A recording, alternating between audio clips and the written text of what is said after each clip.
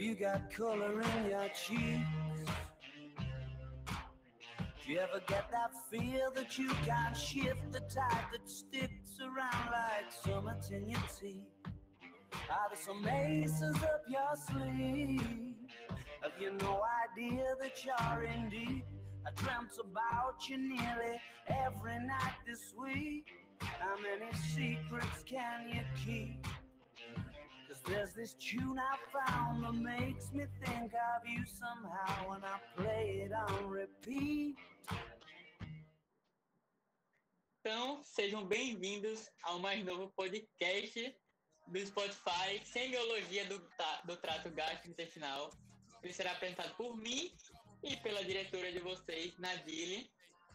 Tentamos deixar o mais didático possível, porque a gente sabe que, principalmente na parte de semiotécnica da palpação, a gente não estava presencial para ensinar, então tentamos trazer o mais próximo da realidade aqui para vocês.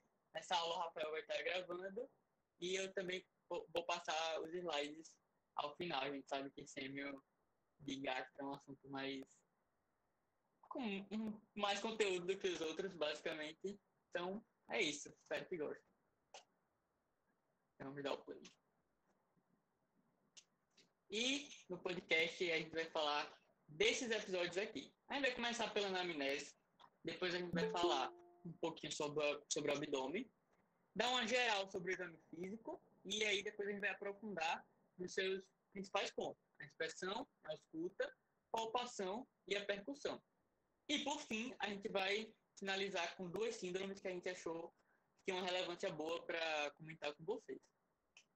Então vamos lá ao primeiro episódio, seria em relação à anamnese. Você está lá no ambulatório, ou até mesmo numa UPA, quer dizer, agora sim, está lá atendendo um caso de gastro. O que é importante na anamnese? Basicamente, aquilo que todo mundo já sabe e já aprendeu lendo um pouquinho. O básico: identificação, queixa principal, a história da doença atual, revisão dos sistemas, antecedentes, hábitos e aspectos culturais e socioeconômicos do paciente.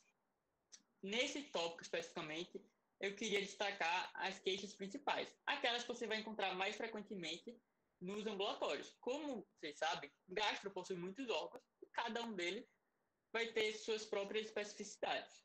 Então, começando aqui. Por exemplo, cavidade bucal e anexo. Nós temos a halitose, que é o famoso mau hálito. Dor, que pode ser de diversos pontos: dente, língua, articulação temporomandibular. O esôfago, com relação à deglutição, a gente tem disfagia, que é a dificuldade de deglutir, odinofagia, que é a dor à deglutição, pirose, que é muito comum no refluxo gastroesofágico, aquela sensação de queimação retroesternal. A eructação, que é o famoso arroto. Hematêmese, que é quando se faz um vômito com sangue. Aqui eu só vou estar passando rapidinho cada um deles, o foco não é realmente saber tudo de todos os órgãos. O estômago também, uma dor localizada na região epigástrica, que eu vou comentar um pouco mais para frente. Dispepsia, desconforto, também a pirose. Em relação ao intestino delgado, a famosa diarreia, ou a esteatorreia, que é quando tem gordura nas fezes. Também a dor, distensão, quando tem gases. E a famosa hemorragia digestiva, que a gente vai também comentar essa síndrome ao final dessa apresentação. Em relação ao cólon, também pode ter prurido na região anal.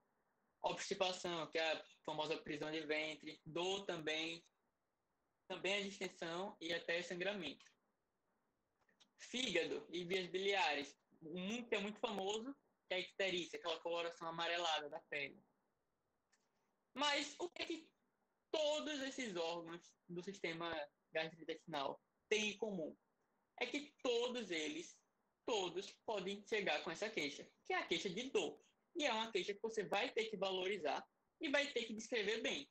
Com isso eu quero dizer, quando ela começou, onde ela está localizada? Ela vai para algum canto? Qual a intensidade? De 0 a 10, o que é que você falaria? A periodicidade, ela é contínua? Ela vai e volta, vai e volta? Tem algum sintoma associado? A pessoa tem náusea, vomita, fica com as dores intensas? Porque, pense, a pessoa que tem uma dor de intensidade 10 que começou agora, ontem ou poucas horas atrás. Com certeza, tem que prestar muito mais atenção do que aquela dor, que é a intensidade 2, 3, que o cara já vem levando por anos e anos. Com relação à irradiação, aqui eu trouxe algumas das principais. Queria destacar do pâncreas, que tem essa irradiação em faixa, a dureté, que vem descendo, e algumas outras que também você pode encontrar, mas elas estão bem ligadas à região onde elas realmente estão. E falando em localização, melhor é deixar para o próximo episódio, que é com relação ao abdômen. Para isso, eu vou introduzir um caso clínico, chamado Para Onde Eu Vou? A médica Nadine vai estar atendendo hoje o Cleitinho. E ele está falando que está com a dor na barriga. E agora, o que a Ângela falaria para ela? O principal ponto é você destrinchar. Se a pessoa falar que está com a dor no abdômen, ela pode estar em qualquer canto. E a partir do momento que você vai tentando localizar melhor, você consegue saber qual órgão está associado e assim você vai poder descartar ou continuar com a sua hipótese diagnóstica. Você vai ganhando especificidade. E para isso, a gente divide normalmente em 4 quadrantes ou 9 regiões. A divisão em 4 quadrantes é bem simples. Vai fazer 2 linhas perpendiculares que vão se cruzar na cicatriz umbilical. E aí a gente vai ter os quadrantes superiores direito e esquerdo e os quadrantes inferiores direito e esquerdo. Aqui a gente é bom, principalmente em queixas mais extensas ou até mesmo em situações traumáticas. Você não tem como especificar muito bem onde é que está aquela dor, por exemplo. E tem até mesmo uma classificação em que você tira essa linha perpendicular, e aí ficaria andar superior do abdômen e andar inferior. Já naqueles casos em que o paciente consegue apontar, doutor, a dor está bem aqui, o melhor é a divisão em 9 regiões, que aí fica bem mais específico.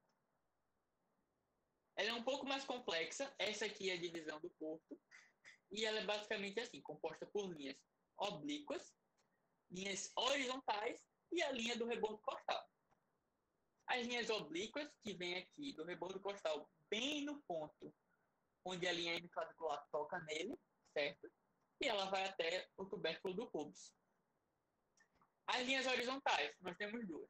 Essa bicostal, que liga esses 2 pontos, aqui no rebordo costal, e as duas e a linha bilíaca, que liga os 2 espinhas ilíacas anterosuperiores. E por fim, a gente só faz acompanhar agora o rebordo costal, e com isso a gente tem 9 regiões. Hipocôndrio direito e esquerdo e o epigastro, flanco direito, flanco esquerdo e o mesogastro. E além disso, a gente tem as fossas ilíacas direita e esquerda e o hipogastro. Por que isso é importante?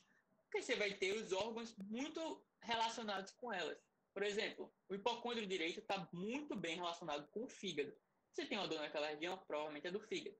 O epigastro, por exemplo, está relacionado com o estômago. Então, se você tem uma dor aqui, nessa região, provavelmente é relacionado ao estômago. Hipogastro, com a bexiga, por exemplo, e por aí vai. Eu fiz esse esqueminha aqui, que era pegando alguns dos órgãos que estão relacionados com essa área. Não vou ficar falando um por um para a aula também não se estender muito, mas depois eu vou passar esse slide, vai estar na gravação se alguém quiser ver. E aí, onde é que estava doendo no Cleitinho? Bem no meio da barriga, na boca do estômago. Então, provavelmente, está na região epigástrica. Pronto. Fez a anamnese. Agora, bora para o exame físico. Como é que é o exame físico da gastro? Vamos começar com o caso clínico para abordar esse ponto. Agora, continuando o exame do Cleitinho. A doutora Nadine pediu para ele deitar na maca, na cama, para ela começar a examinar.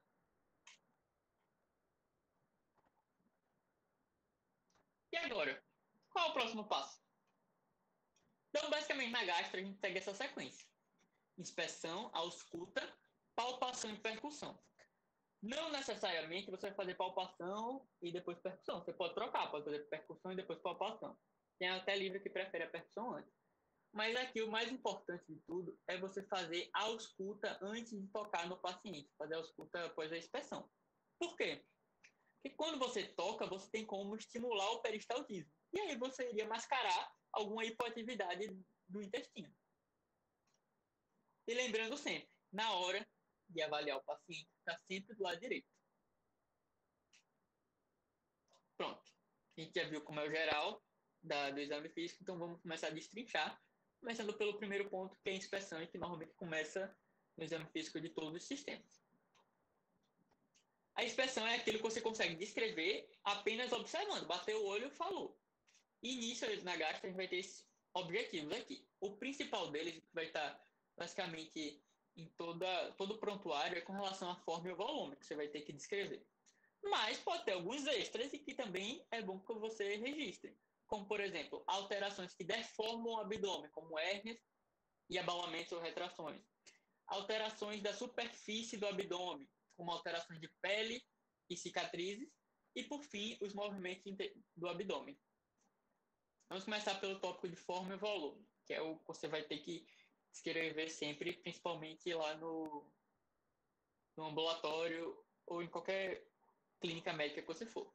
Mas antes, lembrando, importante sempre estar com a iluminação adequada no local, desnudar a área, principalmente se você está no P4 e vai fazer o ósseo, porque eu perdi ponto nisso, que eu esqueci de... Tinha lá o voluntário, e aí eu só fiz e esqueci de fazer essa parte. Mas aqui é importante. E olhar nas duas direções. Você vai estar do lado direito do paciente, mas também tem que observar ele de frente. Então vamos lá. Em relação à forma e volume, só com mais importante essa parte, vamos ter basicamente 6. O abdômen normal ou atípico, que alguém que está no início da faculdade vê essa palavra, eu provavelmente vai estranhar, eu estranhei, mas é atípico porque ele não é típico de nenhuma doença. Então ele vai ser simétrico e vai ser plano ou levemente abaulado. Pronto, esse é o abdômen normal. Temos o abdômen globoso, ele vai ter esse aumento, esse predomínio antero-posterior, que ele tem várias causas, como obesidade, ascite, hepatosplenomegalia, obstrução intestinal, último trimestre de gravidez, entre outros. Depois do globoso, a gente tem o abdômen do tipo em avental. É como se fosse uma digievolução do abdômen, que era globoso por obesidade, cresceu e acabou formando esse avental. Ele começa a invadir suas coxas, por exemplo. Então, a causa dele vai ser basicamente obesidade de grau elevado. Nós temos o outro tipo de abdômen que pode se confundir com esse de avental, que é o pendular ou pitóide. Só que é diferente. Tanto um quanto o outro vai formar como se fosse um avental. A diferença é que esse aqui não é por causa de gordura. Esse aqui, você observa e você consegue tocar também e perceber que é por causa de uma fraqueza da parede abdominal. Então, normalmente, quem vai ter esse tipo de abdômen é ou uma flacidez puerperal ou a pessoa que era obesa e acabou emagrecendo e ficou com esse aspecto. Outro tipo de abdômen também que pode confundir é o ventre de batráquio. Esse aqui pode parecer um abdômen globoso, mas ele vai ser bem específico dessa situação aqui. Regressão de ascite. Por quê? Quando o paciente está deitado, e você só consegue observar ele deitado, vai ter esse predomínio transversal. E isso é causado por causa da pressão do líquido que está causando a ascite nas paredes laterais do abdômen. Então não pode parecer que é um paciente obeso aqui nesse caso, mas não, vai ser basicamente nessa situação. E por fim, o abdômen escavado ou côncavo, que é uma pessoa que está muito emagrecida. Uma pessoa que tem anorexia, ou também uma pessoa que está com aneoplasia e que está emagrecendo por causa disso. Pronto.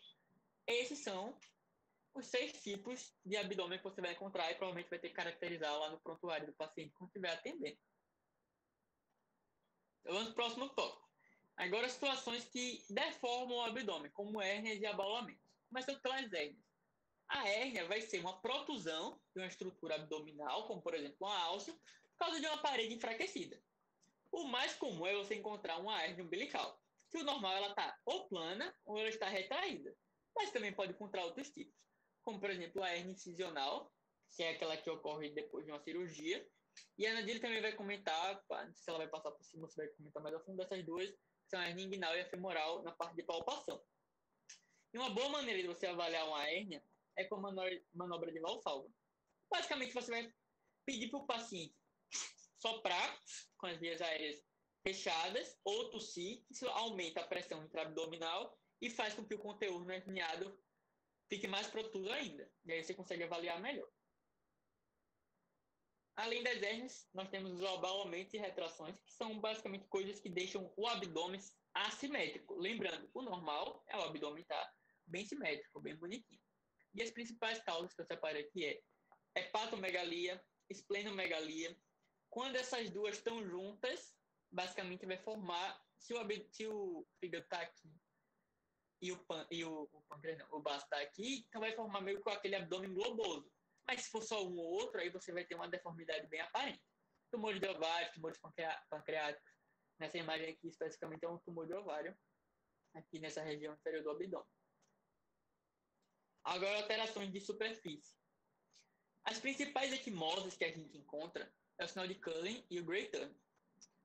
O sinal de Cullen vai ser essa equimose que vai ser ao redor da cicatriz umbilical.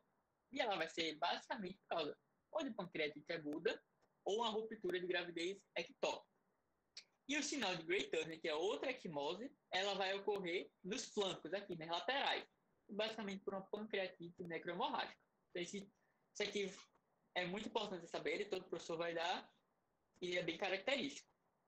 E por fim, a gente também tem aqui a circulação colateral, que vai ser por alguma obstrução de fluxo venoso, tanto da veia cava superior, veia cava inferior, ou do sistema portal. Mas aí, dependendo de onde está obstruído, vai ter uma característica. Por exemplo, a circulação colateral, por causa de uma obstrução portal, vai ter esse aspecto de cabeça de medusa. Já uma obstrução da veia cava inferior vai ter esse aspecto aqui mais retilíneo e paralelo. Eu não trouxe aqui, mas o padrão da veia cava superior quando está obstruída não é tanto no abdômen, é mais no tórax, por isso que eu não trouxe. E outra coisa que você pode encontrar também na pele alterada são cicatrizes, provavelmente por causa de alguma cirurgia. E é bom você ter uma noção, porque às vezes você pergunta na anamnese, já fez alguma cirurgia, alguma coisa? Não, fiz não estou lembrado. Mas depois você vai examinar, tá lá. Aqui, por exemplo, na fossa ilíaca direita, o paciente está com uma cicatriz, pode ter feito uma apendicectomia. Uma mulher que tem uma cicatriz de hipogástrio, dependendo do tipo, podendo ser uma cesárea, uma esterectomia e por aí vai. E por fim, no tópico da expressão, algum extra que você pode encontrar é com relação à respiração, pulsação e peristaltismo. Com relação à respiração, é bom destacar o padrão masculino. Ele é tóraco-abdominal. E aí, em uma situação de inflamação, o homem vai evitar fazer essa respiração abdominal e aí você vai perceber um padrão mais torácico, que se assemelha ao padrão da mulher. Eu não sei explicar por que esse padrão, mas isso está bem explicado. Não está bem explicado, senão eu saberia o motivo. Mas isso está lá caracterizado no corpo, que foi a referência principal que a gente utilizou aqui. Pulsações também pode ser visível em indivíduos magros, mas vai ser basicamente por causa de aneurisma de aorta e até peristaltismo. Se a pessoa for muito magra, também pode ter um peristaltismo. E aí você diferencia principalmente pela clínica.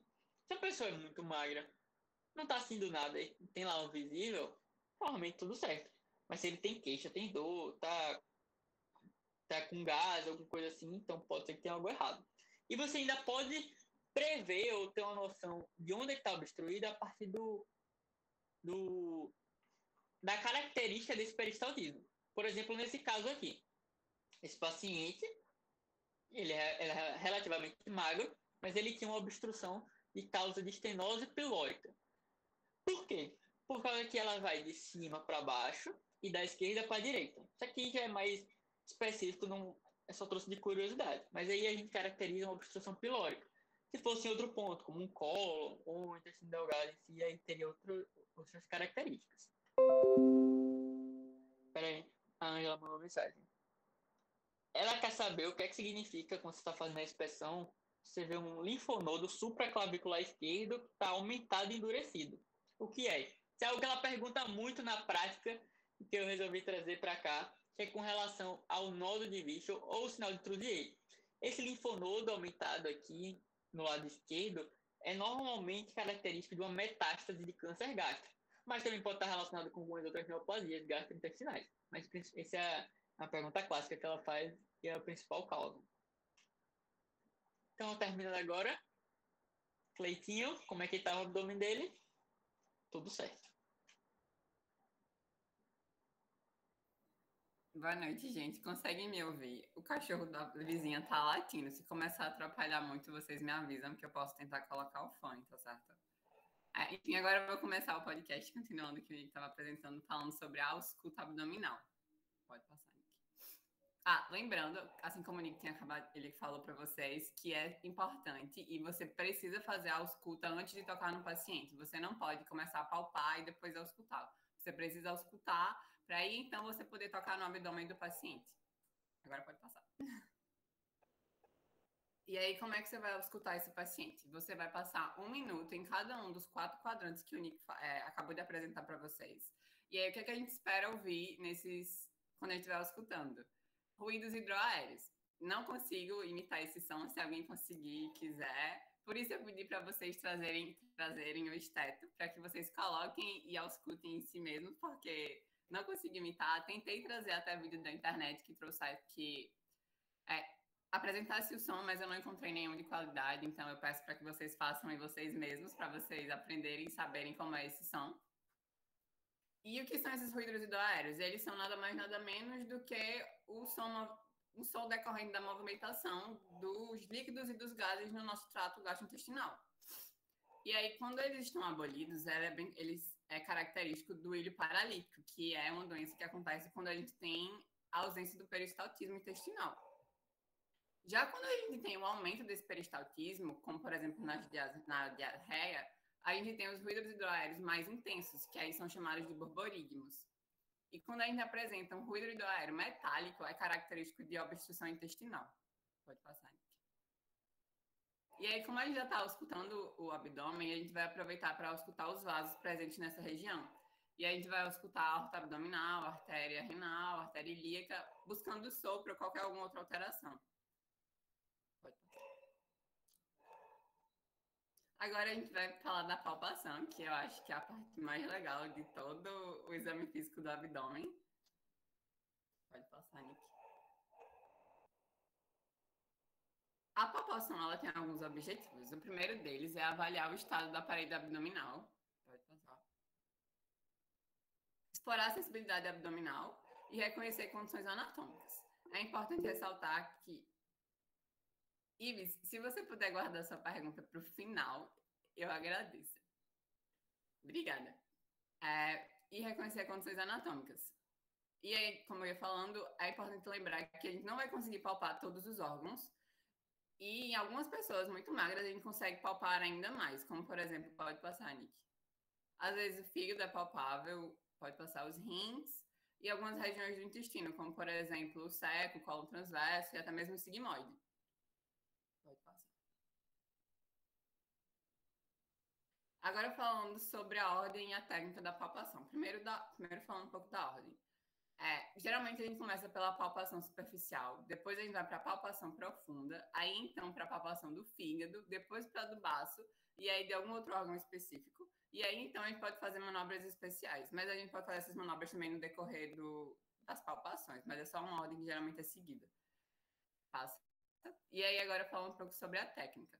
O Nick falou para vocês das 9 regiões, e aí com a mão espalmada para a palpação superficial, a gente vai fazer movimentos circulares em cada uma dessas regiões, só palpando mesmo, só para sentir, com uma das mãos. E aí a gente passa por cada um das 9 regiões. É importante, inclusive isso caiu nosso também, da nossa turma, você perguntar se o paciente está sentindo dor, antes de você começar a mexer nele, antes de você começar a tocar. E aí se o paciente falar, eu estou sentindo dor no mesogastro, você vai deixar para palpar aquela região por último. Agora, na palpação profunda, a técnica é a mesma. A diferença pode passar, Nick, que geralmente você sobrepõe uma mão à outra.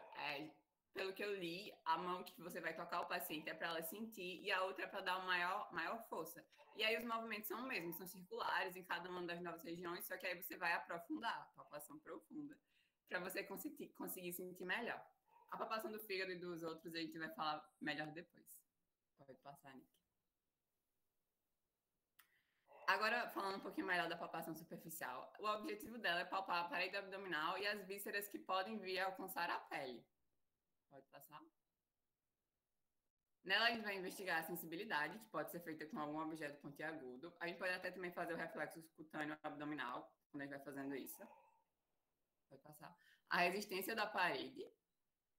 Pode passar. A continuidade da parede, que eu vou falar um pouquinho melhor depois sobre as hérnias e as diástases. Pode passar. E as pulsações, porque em algumas pessoas muito magras, por exemplo, a gente consegue sentir a pulsação da aorta abdominal, por exemplo. Pode passar. Aqui a gente tem alguns pontos dolorosos que são característicos. Esses dois que estão em amarelo, o estifoidiano e o epigástrico, eles também são chamados de pontos gástricos. Aí aqui a gente tem o ponto esplênico, o ponto cístico, que tá, é o primeiro aqui da esquerda, minha esquerda, no caso. Ele vai ser importante para uma manobra especial que eu vou falar daqui a pouco para vocês. A gente também tem o ponto apendicular e alguns pontos ureterais. Mas a imagem que eu gosto mesmo é a próxima, pode passar, Nick. Que é da dor referida. Porque às vezes a gente acha, mas o infarto o coração tá no tórax, então a dor do infarto vai ser a dor em aperto no peito. Mas aí nem sempre a gente pode, uma das irradiações do infarto é na região epigástrica, então talvez ele esteja apresentando uma dor epigástrica e seja infarto, não seja nada relacionado ao estômago. Outra também bastante interessante é a colestite aguda, que o paciente pode referir dor no ombro direito. Direito da imagem, no caso, enfim, é o ombro direito do paciente. E a apendicite aguda pode ser referida dor no mesogastro, cólica renal no testículo, então não é necessariamente porque o órgão está naquela determinada região que a dor de uma doença, patologia naquele órgão só vai estar presente naquela região. Talvez ele tenha alguma irradiação, como ele também apresentou lá no começo da apresentação dele, as irradiações das dores. Pode passar, Nick. Sobre a continuidade da parede abdominal, quando vai palpando, a gente vai deslocar nossa mão por todas as 9 regiões do abdômen. Então, a gente vai palpar todo o abdômen. Se a gente encontrar alguma área de menor resistência, a gente pode tentar inserir polpas digitais nessa área. Pode passar. E aí, desse modo, a gente vai conseguir reconhecer diástase e hérnias. As diástases, pode passar, dos músculos reto-abdominais, elas podem ser abaixo ou acima da cicatriz umbilical. A diástase é a separação do músculo reto abdominal, né? Ela pode ser abaixo ou acima da cicatriz umbilical, pode passar, Nick. E aí a gente consegue vê-las melhor. A gente pode pedir para o paciente ficar em pé e fazer esforço, como por exemplo a manobra de Valsalva, que o Nick acabou de explicar. E aí o intestino vai penetrar nessa abertura entre os músculos.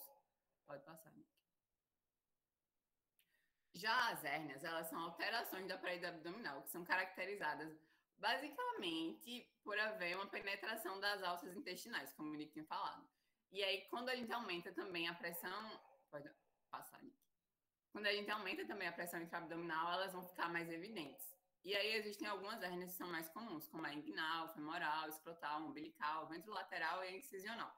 Pode passar. Agora a gente vai ver um exemplo de uma diástase dos músculos reto-abdominais. Pode passar.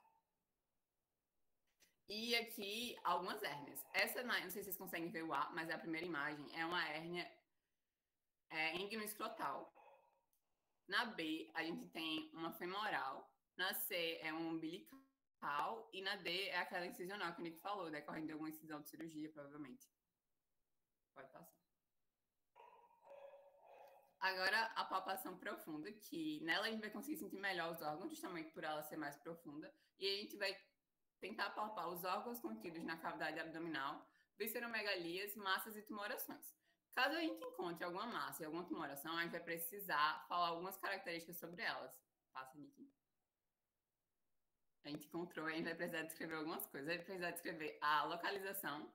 A gente pode descrever em qual da região ou qual quadrante a gente encontrou essa massa ou tumoração. Pode passar. Passa. A forma e o volume a gente pode comparar com alguma fruta, como por exemplo azeitona, limão, laranja. Pode passar. A consistência, se é fibroelástica, se é mais endurecida. Pode passar. Se ela é móvel ou não. Se ela é pulsátil.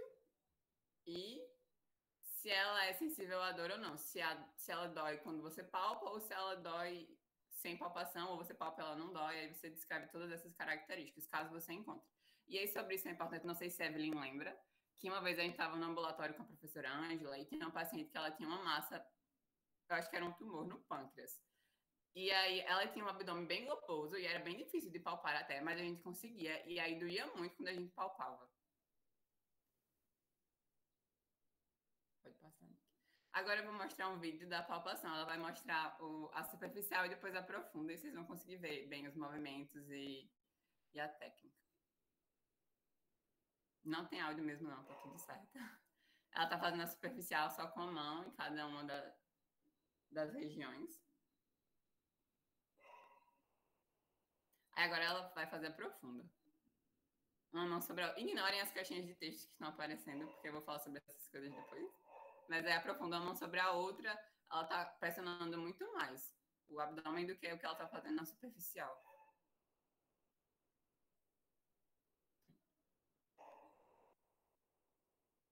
Foi, Nick. Tá repetindo. Agora eu vou falar da palpação do fígado, que eu acho que talvez seja a mais legal de toda a parte do exame do abdômen. Pode passar. Cleitinho, como vocês bem sabem, quando o Nick terminou a inspeção, Cleitinho continuou deitado, certo? Então o paciente vai estar em decúbito dorsal e existem duas possíveis manobras para a gente realizar a palpação do fígado. Passa, Nick. Que é a de Lemos-Torres, que também é chamada de bimanual, e a de Mathieu, que é a mão em garra. Depois vai ter um vídeo mostrando, mas eu vou explicar para vocês como é que elas funcionam. A de Lemos-Torres, você vai colocar a sua mão esquerda na loja renal direita do paciente. E com a sua outra mão, a mão direita, você vai começar no flanco. Antes eu não entendia bem, mas a professora Ângela explicou antes de eu pagar sêmio, que é porque se o fígado tiver aumentado, você não pode começar em cima dele. Então você precisa começar de baixo para que você pegue realmente a borda inferior dele. E aí no flanco direito você pousa a sua mão, pede para o paciente inspirar. E aí quando ele inspirar, e por que durante a inspiração também é importante a gente entender? Porque quando a gente está inspirando, os pulmões vão encher e aí o diafragma vai baixar e, consequentemente, o fígado também vai baixar. Então, é por isso que a gente pressiona e comprime durante a inspiração e não a expiração. Aí, voltando, a mão esquerda na loja renal direita, lá no flanco, e aí quando o paciente inspirar, a gente vai comprimir para baixo e fazer o movimento para cima, procurando a borda renal, a borda hepática inferior. Já na de Mathieu, e a gente vai fazendo isso até que a gente chegue no rebordo costal, caso a gente não consiga palpar, caso a gente palpe a borda hepática inferior, a gente vai parar quando a gente palpar. Na de Mathieu, que é a mão em garra, a gente vai mudar de posição, a gente vai ficar do lado do ombro direito do paciente e vai fazer mão em garra, tentando também palpar a borda inferior hepática. E aí, da mesma forma da de Lemos-Torres, a gente também só vai fazer isso durante a inspiração. Caso a gente encontre e consiga palpar, a gente vai avaliar essas coisas descritas no slide. A distância do rebordo costal, onde você encontrou até a distância do rebordo costal, se a borda, se ela é fina, se ela é romba, e a superfície do fígado, a superfície que você encontrou, se ela é lisa ou se ela é nodular. Pode passar. Aqui o vídeo. O Karen vai explicar novamente. Sua mão esquerda no dorso, na porção lombar do paciente, tracionando o fígado para frente, e com a sua mão direita espalmada sobre a parede anterior do abdômen, iniciar a palpação da borda hepática durante a inspiração, com as polpas digitais a partir da fossa ilíaca direita até o gradil costal. Outra forma de realizar a palpação hepática é com o examinador posicionado à direita do tórax do paciente. A seguir, coloca as mãos paralelas sobre o hipocôndrio direito e com os dedos fletidos, formando garras, tenta palpar o fígado durante a inspiração profunda.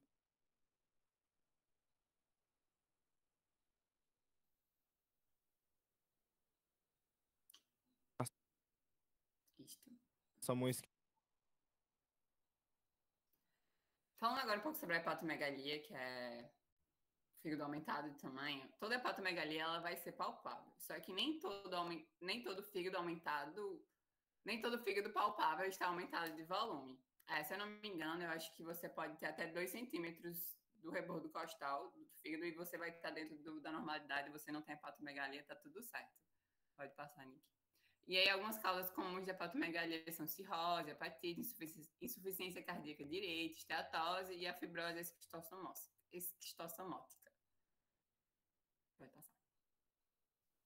Agora, falando da palpação da vesícula biliar, ela só é palpável em condições patológicas e tem a regra de Eu não sei francês, pode passar, Nick. Courvoisier, não sei se é assim que pronuncia, se alguém souber pode me ensinar. E aí essa regra dele fala que quando a vesícula biliar é palpável, não, quando a vesícula biliar em paciente ictérico é palpável, isso mesmo, ela é sugestiva de pancreatite maligna. Neoplasia pancreática maligna, na verdade, perdão. Pode passar. E agora eu estou de volta para falar um pouco sobre a palpação do baço. Iniciando a consideração geral sobre a palpação do baço. Ela vai ser mais difícil, é capaz que você nem consiga em adultos, e ela acaba sendo mais fácil em crianças. E como é que é a técnica para palpar o baço? Ela é muito parecida com a do fígado. A palpação, igual a palpação bimanual, que a Nadine já falou. Então, com a sua mão esquerda, vai fazer a tração no rebordo costal. Com a sua mão direita, você vai tentar tocá-lo. E é basicamente a técnica. A pessoa expirou, colocou-a para fora, você aperta, certo? E aí, quando ela inspirar, que o baço vai descer, aí você tenta ir ao encontro, continuando com a técnica. E do mesmo jeito que o fígado, você vai da fossa ilíaca até o local onde ele está, porque você segue o padrão de crescimento do fígado, com o baço a mesma coisa. Tem que seguir o padrão de crescimento dele para encontrá-lo caso ele esteja com o tamanho alterado. E aí você também vem desde a cicatriz umbilical até a localização do baço, porque ele cresce nesse padrão aqui. Então, basicamente vai ser isso. Mão esquerda tracionou, mão direita tentou tocá-lo. E aí, se você não conseguir, o que é que você faz? Você pode tentar sensibilizar a manobra para tornar mais fácil a palpação. Como é que você faz isso? Você pede para o paciente ficar nessa posição, em decúbito lateral direito, com a perna direita estendida e com a perna esquerda flexida. A perna e a coxa também flexida. E pede para ele colocar a mão na cabeça, a mão esquerda. Depois disso, a palpação vai ser do mesmo jeito. Mão esquerda faz a tração, mão direita vai ao encontro dele, desde a cicatriz umbilical até a localização do baço. E por fim, nessa parte de palpação dos órgãos, tem a palpação do seco, do transverso, do sigmoide, que é uma técnica mais fácil que a dos outros, relativamente. Ela é basicamente monomanual, com uma mão só, e ela é deslizante. O seco, onde é que está o seco? Ele está na fossa ilíaca direita. Você estaria, eu botei esse bonequinho para representar onde é que você estaria. Então você viria com a mão assim, da cicatriz umbilical, até a espinha ilíaca anterosuperior. Quando você chega na borda interna do seco, você vai sentir uma elevaçãozinha. E aí você sente, sabe que ali está o seco e continua até a espinha ilíaca anterosuperior. Depois disso, você flete um pouco o dedo e tenta empurrar o seco para ver a mobilidade dele, como é que tá, se ele é móvel, se ele não é muito móvel. E é comum durante essa manobra, vocês podem até fazer em si mesmo, pegar a mão e tentar apertar assim. É comum ao fazer isso escutar os burburinhos, que é o famoso ronco no estômago. O transverso. Só relembrando aqui, deixa eu voltar nessa imagem para mostrar. O seco está aqui, transverso, sigmoide. Vamos agora para a palpação do transverso. Ela é simples também. Monomanual deslizante. Mão para cima, mão para baixo. Mão para cima, mão para baixo. Na região do mesogastro, tentando localizá-lo.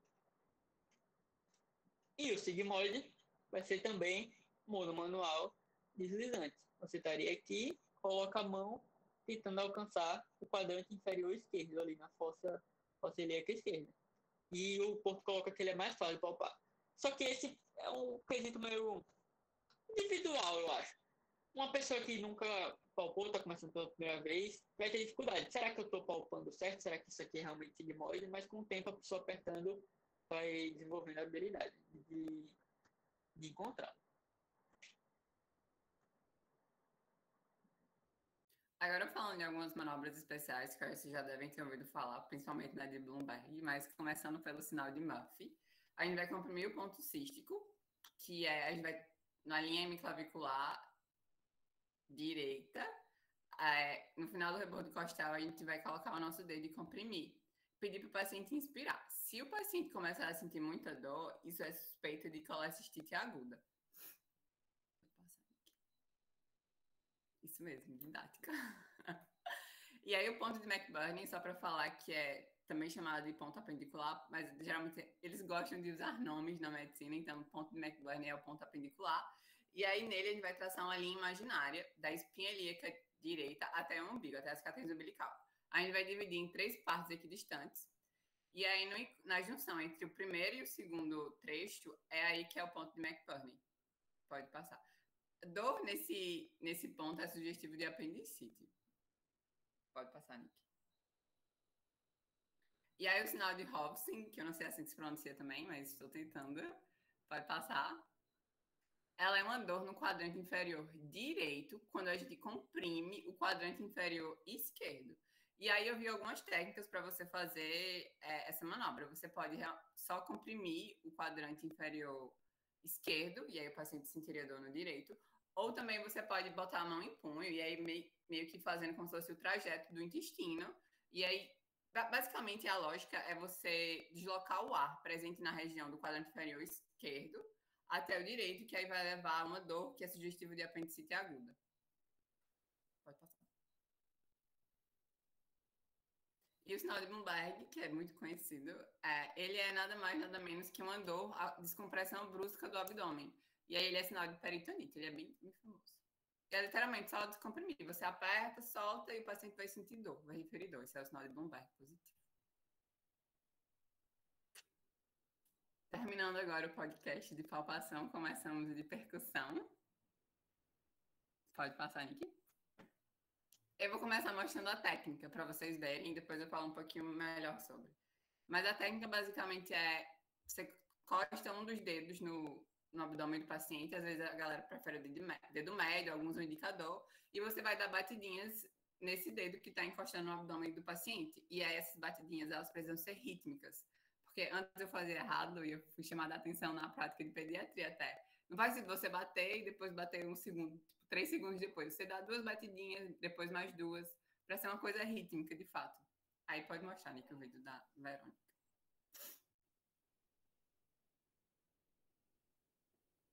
Vocês também, ela encosta o dedo médio dela e vai dando batidinhas rítmicas. Algumas pessoas batem com 2 dedos, outras batem com um dedo só. Eu acho que depende do que fica melhor para você. O importante é você conseguir percutir. Pode passar. E aí, quais são os objetivos da percussão? É a gente determinar o limite superior do fígado e a área de maciez hepática. Pesquisar a CIT através da percussão, a gente consegue fazer isso. E avaliar... E avaliar a sonoridade abdominal.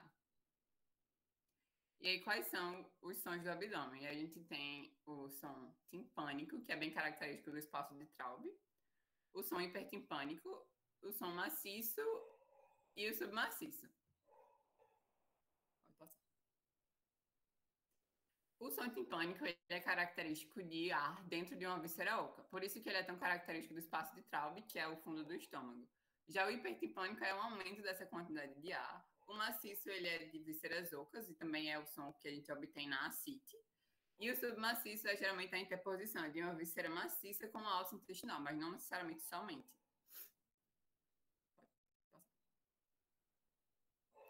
E aí o espaço de Traube, que é o do fundo do estômago. Para a gente achar o estômago, a gente vai pegar a linha axilar anterior, que é essa preta, vai pegar o quarto espaço intercostal e vai traçar uma reta, e depois o rebordo costal, que a gente fez esse triângulo.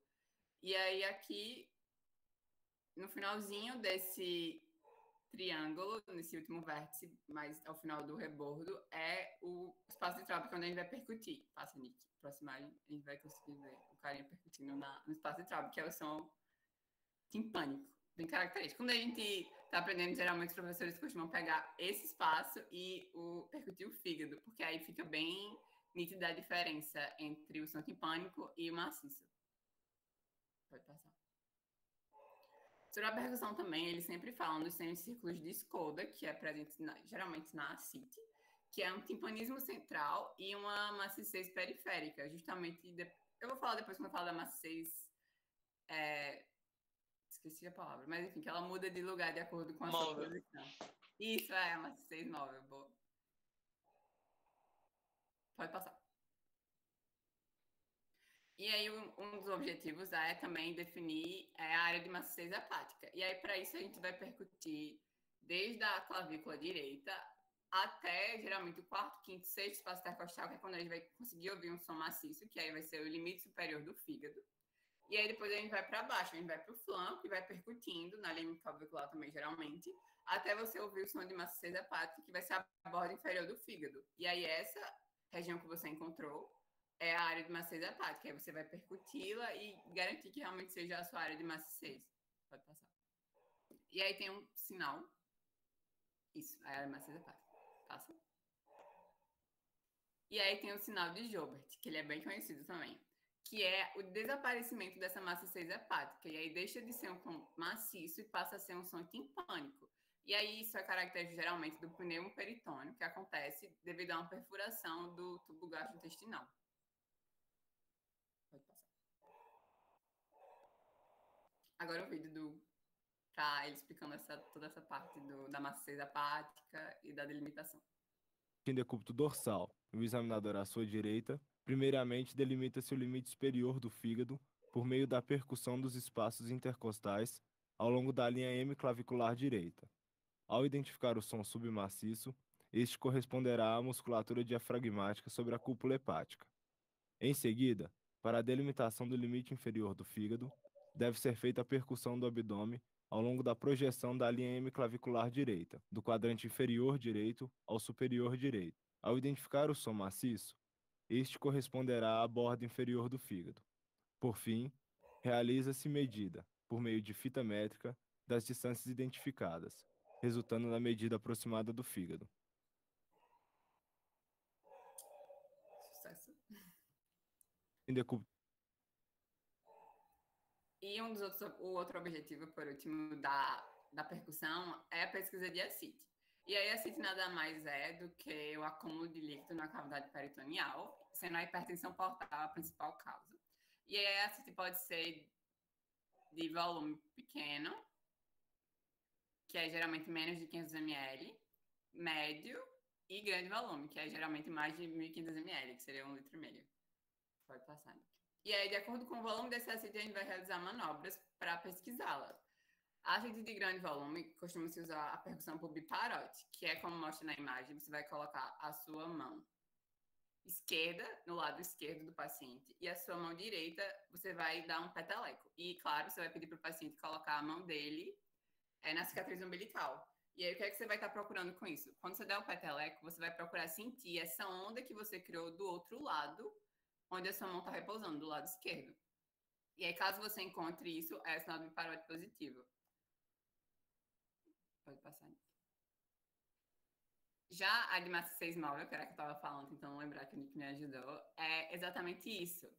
Quando o paciente tiver em decúbito dorsal, o líquido ele vai para as laterais. Então, o som timpânico ele vai estar central. Já o som maciço ele vai estar nas laterais, como mostra nessa figura A.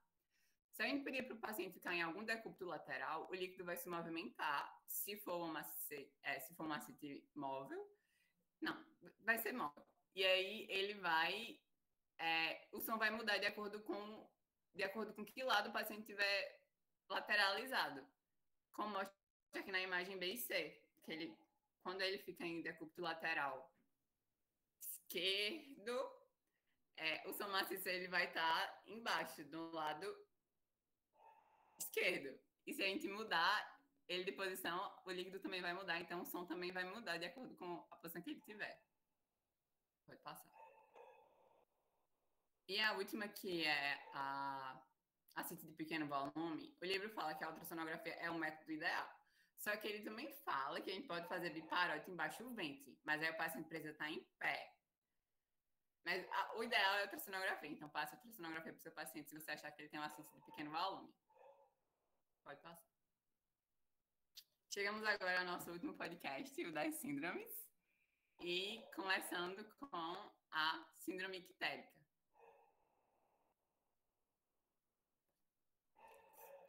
A síndrome ictérica nada mais é do que o aumento da bilirrubina no soro. E ela pode se manifestar pela coloração amarelada das conjuntivas, mucosa, pele e dos líquidos orgânicos também. E aí a gente vai visualizar através da esclera, por exemplo, ou que a professora Ângela gosta muito, ela sempre pergunta também nas práticas, que outro lugar a gente pode observar, que é o frênulo lingual. Uma coisa que a gente aprendeu foi em sêmio, quem teve sêmio deve lembrar, que a professora Michele, quando ela está dando aula de ectoscopia, ela sempre fala do caso da sogra dela, se não estiver enganada, que a sogra dela estava apresentando a pele mais amarelada, e aí estavam achando que era icterícia, sendo que quando a professora foi perguntar sobre a alimentação dela, ela estava comendo muito carotenoide, e carotenoide pode também deixar a pele mais amarelada. Então é sempre importante a gente lembrar e perguntar, caso o paciente não apresente nenhum outro sintoma. Pode passar. E aí, o aumento da bilirrubina vai levar às hiperbilirrubinemias, que pode ser pela bilirrubina direta ou indireta. A bilirrubina direta, ela é conjugada, então ela é mais solúvel e ela tem maior afinidade pelos tecidos. Então é geralmente a que dá... É que a gente consegue melhor visualizar a icterícia. Enquanto que a bilirrubina indireta, por ela não ser solúvel, geralmente é uma icterícia mais discreta. E claro, a gente precisa dosar a bilirrubina para poder fechar o nosso diagnóstico.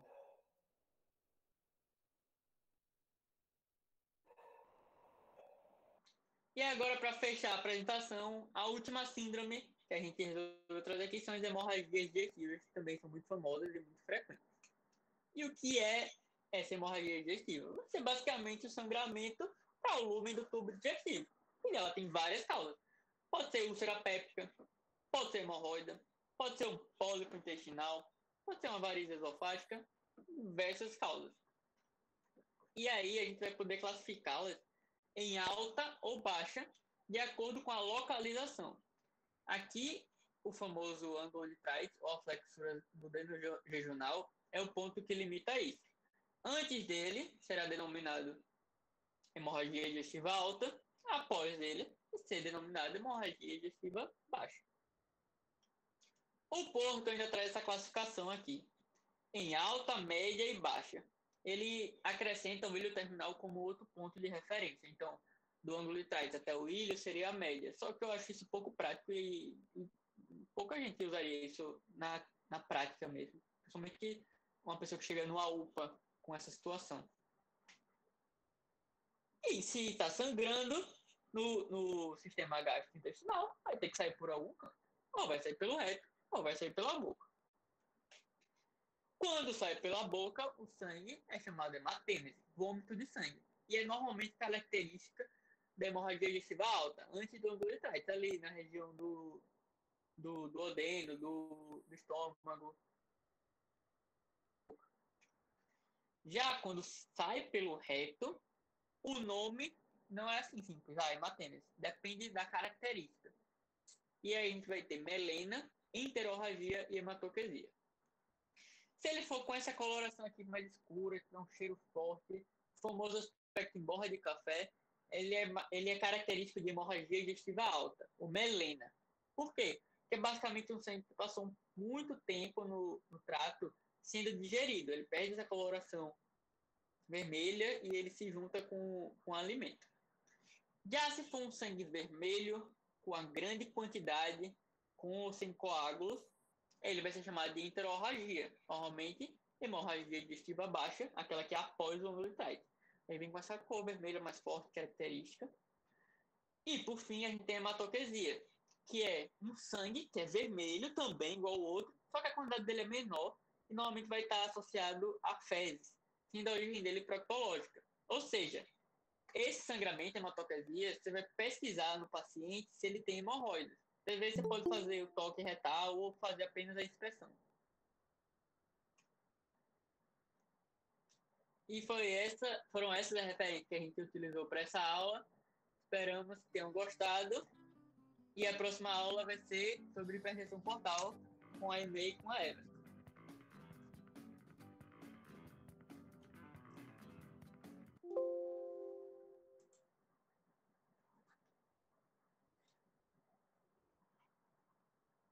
Então foi isso. Se alguém também tiver alguma dúvida, alguma coisa para comentar.